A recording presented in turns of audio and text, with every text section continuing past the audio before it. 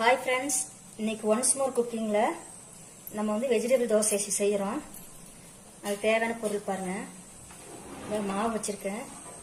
தோசைக்கு சுடுற அளவுக்கு இந்த அளவுக்கு வச்சுருக்கேன். இப்போ கேரட் போட்டுடலாம். கேரட் எந்த அளவுக்கு துருவி வச்சுருக்கோம் பாருங்கள். அதேமாதிரி பீட்ரூட் பாருங்கள், பீட்ரூட்டு அதேமாதிரி துருவி வச்சுருக்கேன். கொத்தமல்லி தழை, வெங்காயம் நல்ல பொடியாக அறுத்து அதில் போட்டுடலாம். இது கேப்சிகம். இப்போ இதை கலந்துக்கலாம்.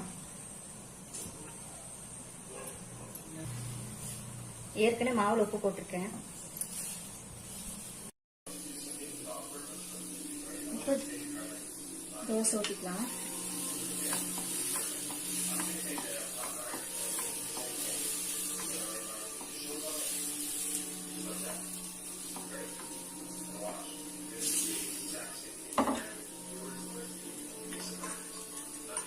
நல்லா எண்ணெய் ஊற்றிக்கலாம்.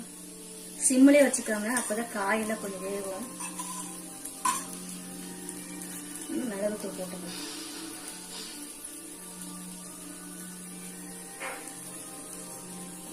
இப்போ மூடி வச்சிடலாம். நல்லா வேகட்டும்.